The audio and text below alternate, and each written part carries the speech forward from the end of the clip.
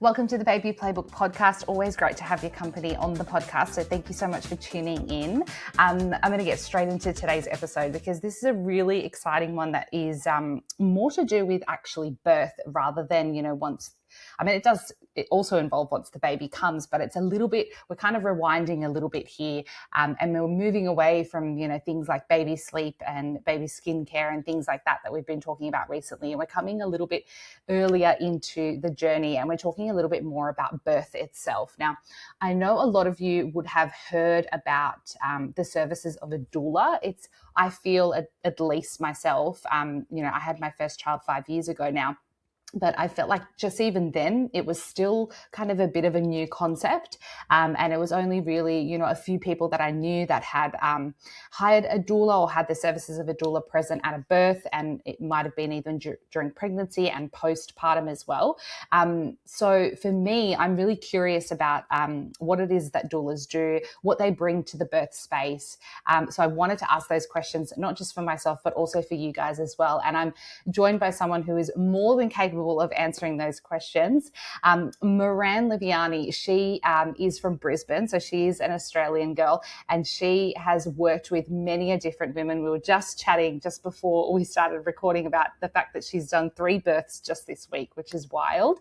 And she is a doula herself, and I love that she is really finding kind of her purpose in making sure that she's helping women rewrite the script and reclaim their power before, during, and after giving birth.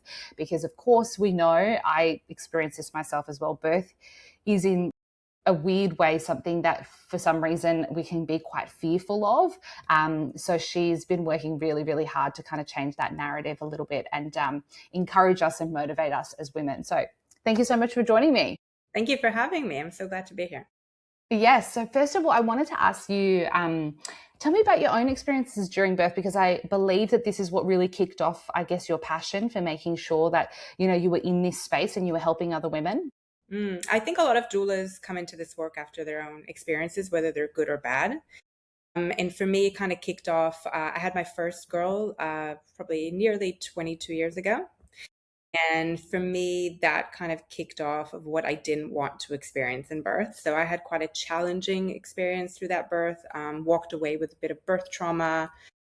And then when you kind of spoke briefly about the postnatal experience, the postnatal experience for me was really hard, very isolated, and that kind of led to postnatal anxiety and depression, which all of it, I truly believe, cascaded from the way I felt and the way I was supported in my birth. And so years later, I decided to get a doula. And so with my second, I had a doula. And at the time, like, if you think doulas are really not known today, at the time, doulas were really not known. And so it was something that I had to kind of really delicately look into and see if this is something that would satisfy my needs and what I needed and how I needed to be supported and what I needed in that space and how the dynamic of that would fit with my partner as well. So I hired this doula. She was absolutely amazing. Like, she just gave me the type of education that I don't think I would get anywhere else.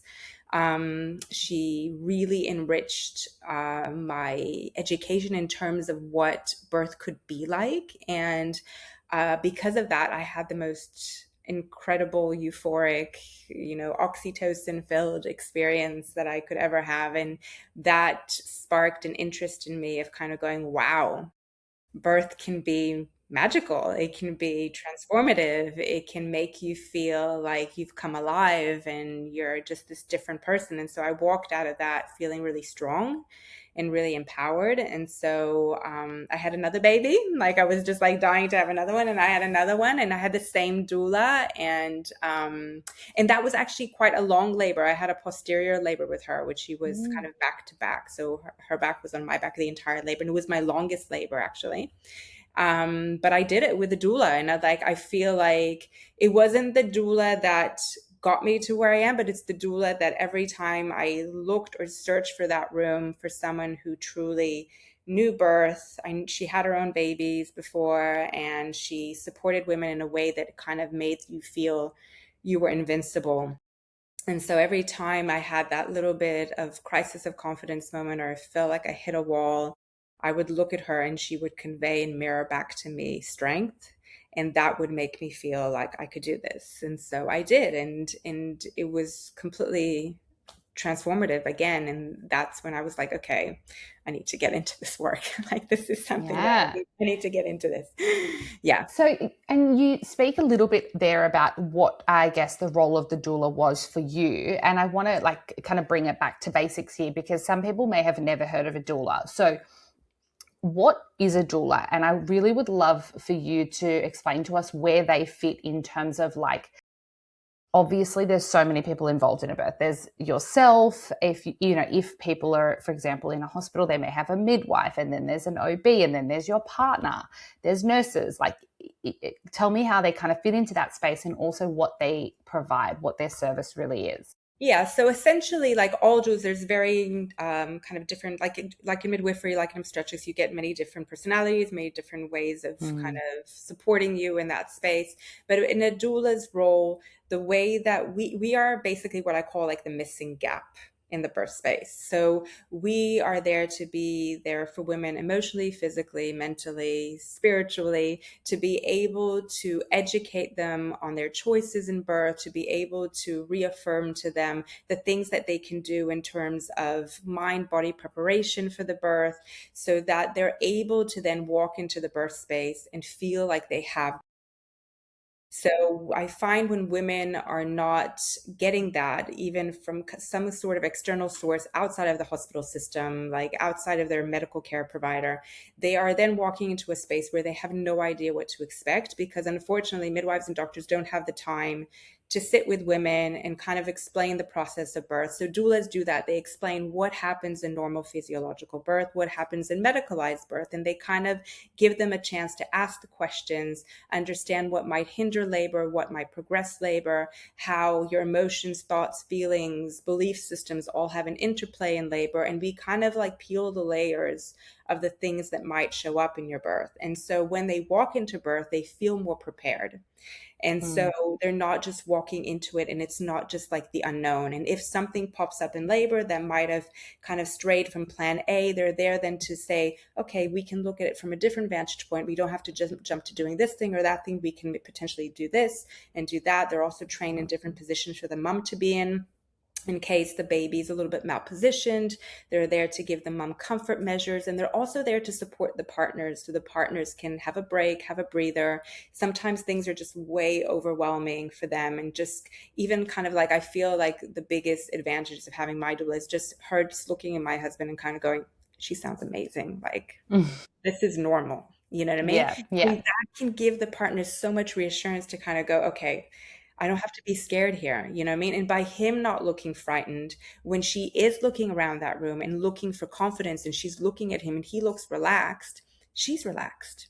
You know what I mean? And that speaks volumes in labor. So if we look back to ancient times, the doulas were like these sisters, the aunties of the village who used to come and support the women. But today, because a lot of women are birthing in a hospital, it kind of evolved for doulas being a bit more of an advocate, a bit more of kind of educational resource for them to be able to draw upon. So if they're having an appointment that they didn't fully understand what was going on, doulas are there to kind of explain things, or to give them more information, or to direct them where to get more information. We're just kind of the missing gap, I see it as.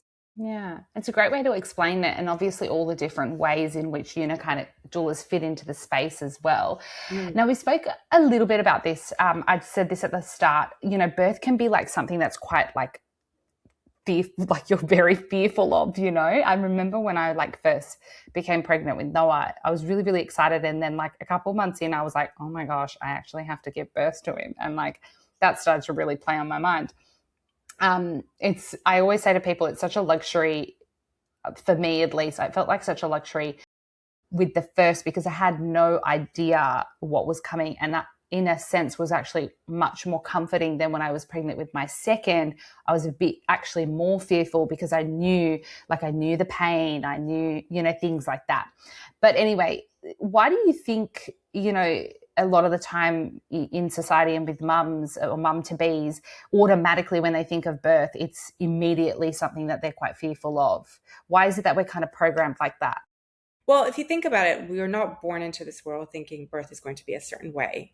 We get Mm. messages throughout our lifetime. So all of those messages from things we've seen on TV, and to be honest, have you ever seen a comedy show or a drama where a woman's not, her water breaks and she's rushing to the hospital and she's Oh, screaming at her partner? screaming, yeah.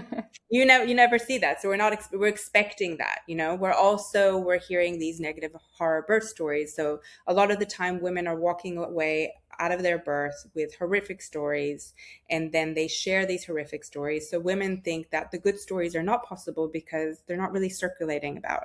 So all of these messages from her mom, it might be from her well-meaning friends, it might be from things that she's watched, things that she's heard, podcasts she's listened to, like things that she's read, all of these are staying in her subconscious mind. And in Mm. that subconscious mind, all that it's saying is you have so much to fear. Like there's so much danger in this place. And this is how you're supposed to act in labor. So the minute that you have that first contraction, you scream, girl. You just scream for dear life, like you're so scared. And you like it's a certain, like we're kind of manifesting our own labors. And I'm not saying that birth isn't hard. Birth is hard work. It is.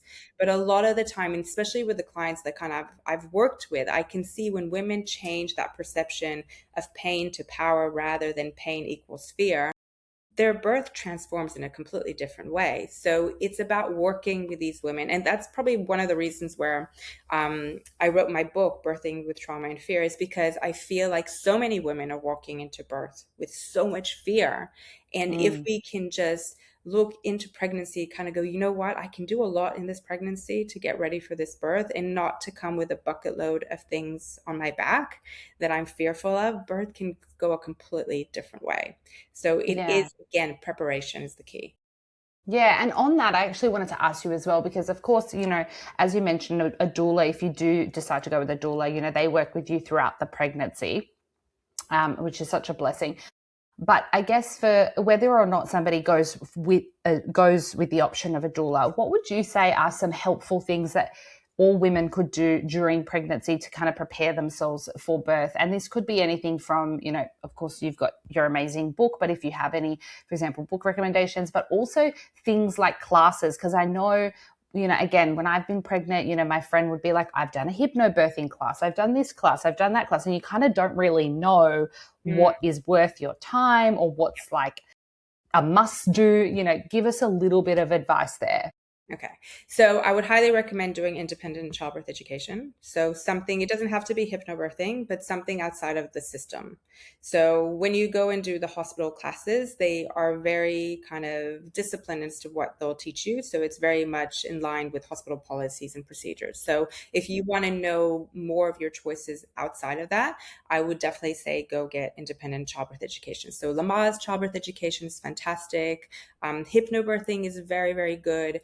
But I would say get someone outside of the system that does some independent childbirth education. Another thing that I would really focus on is working on mind-body connection stuff. So if you're looking, for example, to reach out resources and some books, obviously I would recommend my book, but I would also recommend Birthing from Within is a really great resource to kind of, it really looks in terms of reaching into your pain and using it as a force to be able to look into what is really scaring you in labor. So it looks in terms of what's going on into the mind, how can you relate that into the body.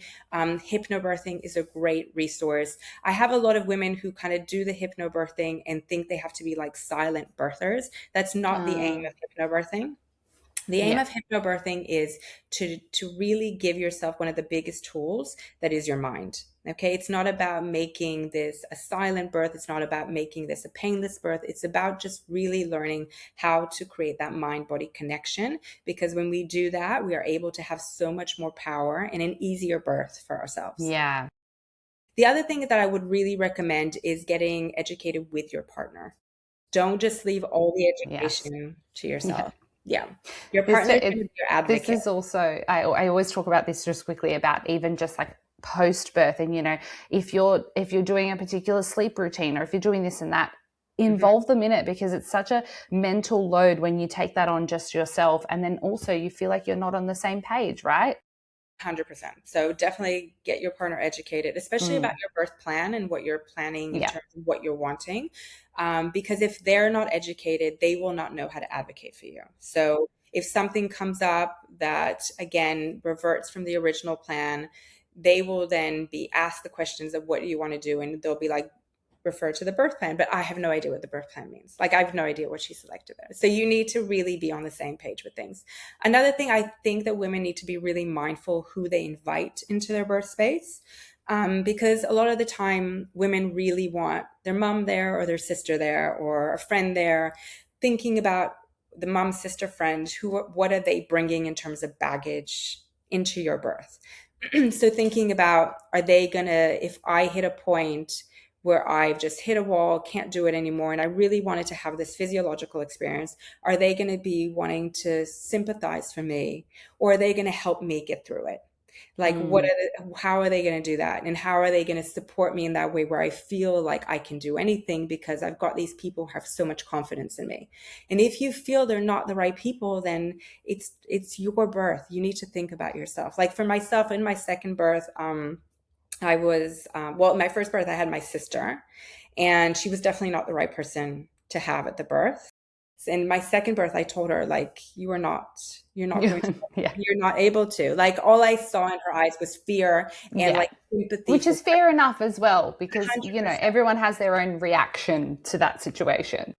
But if I wanted to have the type of birth that I wanted for my second, I didn't want that Mm. presence. I didn't want that kind of negativity. I didn't want that fearful look when I looked at her.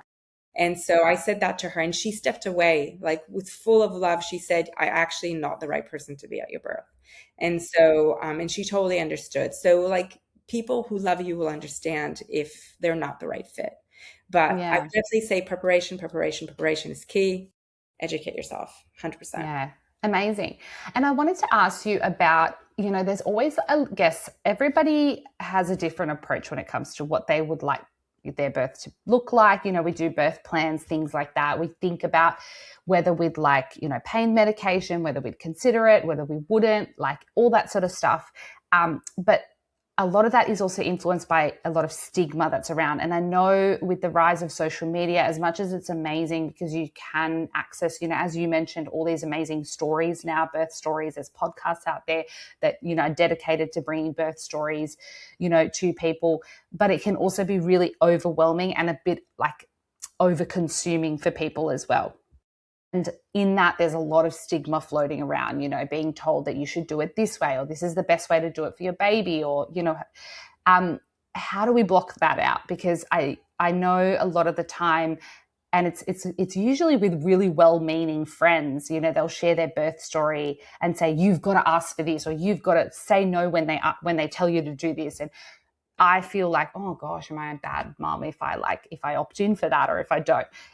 How can we just go, I'm going to take it with a grain of salt and do my own thing? Yeah, that's a really hard one because women have to put their boundaries around that. Mm, So they have to decide, if I'm preparing for a certain type of birth and I really want my mindset to be in the frame of that positive experience, I will then need to like put boundaries. If people come up to you and start telling you negative stories, say to them, listen, it's not the time right now. You can tell me after I've had my baby, so that they're not again building this preconceived notion that birth has to be a certain way. And I think that women, I know like what you're talking about in terms of the stigma, I know that women are very like, oh my God, you had an epidural, like, couldn't you mm. do it without pain relief? Or you had this, pain, like no pain relief during labor. What are you, a martyr kind of thing? Like they have stigma, whichever way you go. There's always Yeah, going to be some sort there's of, no right way. there's Yeah. no right way. What I say to women is, I want you to have a positive experience, no matter what type of experience that is, whether you chose in pain relief, whether you didn't, whether you decided to, birth your baby in the middle of the forest, whatever works for you is going to be a positive experience for you. I want that. And the positive experience equates to an experience where a woman was able to make her own choices. She was able to have autonomy. She was respected throughout the experience. She wasn't coerced. She was able to fully be present and to do what she wanted to do, to make herself walk away from that experience feeling holistically healthy. And today, unfortunately, like in the hospital, when about a third of women are walking away with birth trauma, and they're not walking away from the birth holistically healthy. And unfortunately, the kind of like framework of mind at the hospital is that we want a live mother and a live baby walking out of this hospital, even if she's not holistically healthy. And that's not the most important thing. We want this woman to be able to now mother her baby. And that happens, and that is the only reason, like, I really do this work, so women are able to have this good positive experience, so that they're able to then walk away from their birth feeling like they can do this. This is one of the biggest jobs they'll ever do in their lifetime. And if they're feeling broken walking away from birth, how are they supposed to then mother their babies? Yeah, very true. Yeah. And the other thing about it as well is, of course, we don't really have, unfortunately, it doesn't feel like we have much time to even process the birth, because then you have a baby and then you're like, wait, what? And it becomes this weird kind of memory. But of course, as we know with all trauma, it's there and it'll come out in some way later. So yeah, it's really powerful to know that, I guess, doulas are out there kind of trying to help, as you said, bridge that gap, give women a bit of a voice, a support system.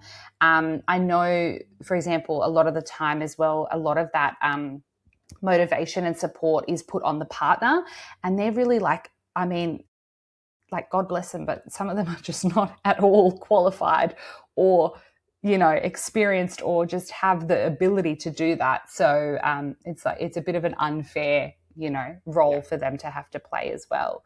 I'd love to ask you, Moran, just as we finish off the episode, I'd love to ask you, because you've obviously been through so many births with so many amazing women. And I know that when we talk about birth plans, alongside all of the talk about, pain and breathing and contractions and that sort of things, there's also some really beautiful stories of, things that people have brought into the birth space. I know, I have friends who have brought beautiful, setups in their room, like fairy lights. They've got music playing. They've got really beautiful essential oils, things like that.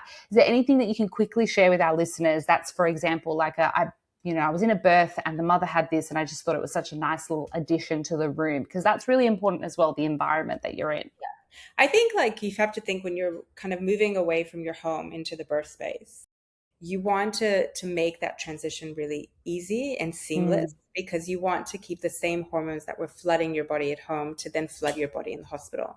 So I feel like women that bring the things that make them feel really comfortable from home are the ones that will feel like they made that birthing space their own. So I've had women bring photos and vision boards, and, like you said, like the fairy lights and the smells. The only thing with the smells that I sometimes say is, don't diffuse something in the room constantly, because women are very vulnerable and sensitive to smells in labor. So a smell that you might have really liked in pregnancy might be something that will really turn you off in labor. But potentially using Good to know. put a tissue of a couple of drops of something that a woman can smell. But I feel like the things that they bring into their birth space is going to be very personal.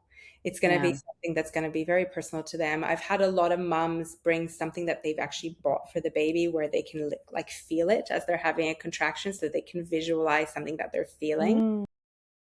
And most of the time, to be honest, the things that we think that we need to bring all these things into the labor, but the biggest tool that we have, again, is our mind. You know what I mean? So it's where we take ourselves in labor.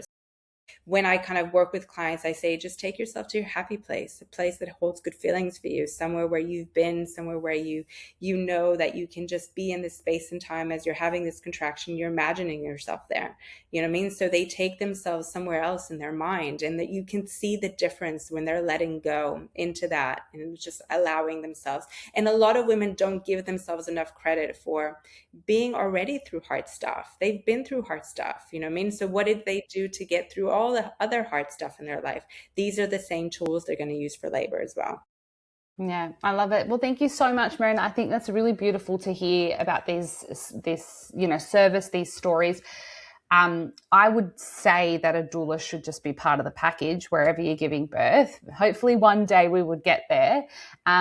If you would like to, of course, hear more and read more, Moran's book is Birthing with Trauma and Fear, A Guide to an Empowering Birth Experience. You can also follow her on Instagram. I'm going to link both of those in our show notes. Thank you for taking the time, and thanks for all that you do, because it is such a powerful thing that you do in the birth space in such a vulnerable time for us women. Thank you so much for having me. I really appreciate the chat.